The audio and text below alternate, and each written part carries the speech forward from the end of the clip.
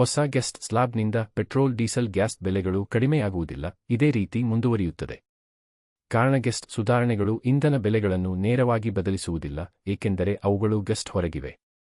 ಭವಿಷ್ಯದಲ್ಲಿ ಗೆಸ್ಟ್ಗೆ ಒಳಪಡಿಸಿದರೆ ಕಡಿಮೆಯಾಗಬಹುದು, ಆದರೆ ಇದು ರಾಜ್ಯಗಳ ಅನುಮೋದನೆಗೆ ಅವಲಂಬಿತವಾಗಿರುತ್ತದೆ. ಗೆಸ್ಟ್ 2.0 ಸೆಪ್ಟೆಂಬರ್ 22, 2025 ರಿಂದ ಪೆಟ್ರೋಲ್ ಮತ್ತು ಡೀಸೆಲ್ ಗೆಸ್ಟ್ ಸುಧಾರಣೆಗಳು ಶೇಕಡಾವಾರು 0%, 5%, 18%, 40% ಸ್ಲ್ಯಾಬ್ಗಳು ಇವುಗಳ ಮೇಲೆ ನೇರ ಪರಿಣಾಮ ಬೀರುವುದಿಲ್ಲ, ಏಕೆಂದರೆ ಪೆಟ್ರೋಲ್ ಮತ್ತು ಡೀಸೆಲ್ ಇನ್ನೂ ಗೆಸ್ಟ್ ವ್ಯಾಪ್ತಿಯ ಹೊರಗಿವೆ. ಅವುಗಳು ಕೇಂದ್ರೀಯ ಎಕ್ಸೈಸ್ ಡ್ಯೂಟಿ ಮತ್ತು ರಾಜ್ಯ ವ್ಯಾಟ್ಗೆ ಒಳಪಟ್ಟಿವೆ. 2025ರಲ್ಲಿ ಗೆಸ್ಟ್ ಕೌನ್ಸಿಲ್ ಸಭೆಗಳಲ್ಲಿ ಉದಾಹರಣೆ 53ನೇ ಮತ್ತು 56ನೇ ಸಭೆಗಳು ಗ್ಯಾಸ್ ಪೆಟ್ರೋಲ್ ಡೀಸೆಲ್ ಇವುಗಳನ್ನು ಗೆಸ್ಟ್ಗೆ ಒಳಪಡಿಸುವ ಚರ್ಚೆಗಳು ನಡೆದಿವೆ, ಆದರೆ ರಾಜ್ಯಗಳಾದ ಮಹಾರಾಷ್ಟ್ರ, ಕೇರಳ, ರಾಜಸ್ಥಾನ ಇತ್ಯಾದಿ ವಿರೋಧಿಸುತ್ತಿವೆ.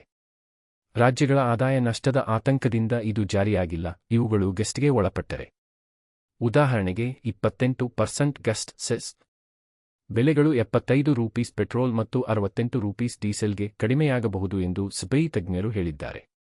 ಪರೋಕ್ಷ ಪರಿಣಾಮ ಗೆಸ್ಟ್ ಸುಧಾರಣೆಗಳಿಂದ ಇತರ ವಸ್ತುಗಳ ಬೆಲೆಗಳು ಕಡಿಮೆಯಾದರೆ, ಉದಾಹರಣೆ ಸಿಮೆಂಟ್ 18%ಗೆ ಲಾಜಿಸ್ಟಿಕ್ಸ್ ವೆಚ್ಚ ಕಡಿಮೆಯಾಗಬಹುದು, ಆದರೆ ಇಂಧನ ಬೆಲೆಗಳ ಮೇಲೆ ನೇರವಾಗಿ ಅಲ್ಲ.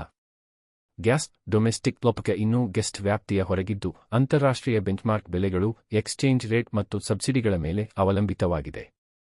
ಬೆಲೆಗಳು ಕಡಿಮೆಯಾಗುವುದಾ? ಇಲ್ಲ, ಇದೇ ರೀತಿ ಮುಂದುವರಿಯುತ್ತವೆ. ಏಪ್ರಿಲ್ 2025ರಲ್ಲಿ ಬೆಲೆಗಳನ್ನು ಎಲ್ಲಾ ವರ್ಗಗಳಿಗೂ ಹೆಚ್ಚಿಸಲಾಗಿದ್ದು, ₹50 ಉಜ್ವಲ ಸಬ್ಸಿಡಿ ಮುಂದುವರಿಯುತ್ತದೆ, ಆದರೆ ಸಬ್ಸಿಡೈಸ್ಡ್ ಬೆಲೆಗಳು ಸ್ಥಿರವಾಗಿವೆ. ಸೆಪ್ಟೆಂಬರ್ನಲ್ಲಿ ಯಾವುದೇ ಕಡಿತ ಘೋಷಣೆಯಿಲ್ಲ, ಕಾಮರ್ಷಿಯಲ್ ಲಪಕೆಗೆ ಸಬ್ಸಿಡಿ ಇಲ್ಲದ್ದರಿಂದ ಅದು ದುಬಾರಿಯಾಗಬಹುದು.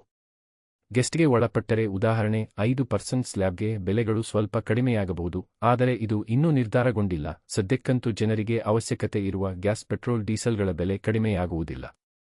ಹೊಸ ಗೆಸ್ಟಿಯಿಂದ ಅಂತಹ ಬಡವರ ಆರ್ಥಿಕತೆಯ ಮೇಲೆ ಪರಿಣಾಮ ಬೀರುತ್ತದೆ ಅಥವಾ ಇಲ್ಲವೇ ಇದಕ್ಕೆ ನಿಮ್ಮ ಅಭಿಪ್ರಾಯ ಕಾಮೆಂಟ್ ಮೂಲಕ